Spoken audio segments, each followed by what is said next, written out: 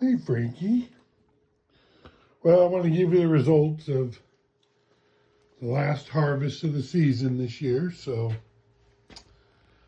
those are cherry bombs, roughly about 10 pounds of jalapenos,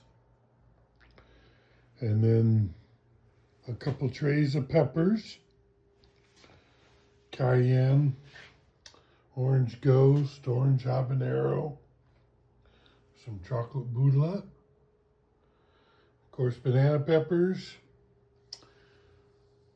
a nice good assortment of bell peppers, Genghis Khan brain, and paprika. One other cool thing is I had to bring in my fruit trees, and because of the freezing, I got lemons this year. It's going to be kind of cool. Look forward to seeing you soon.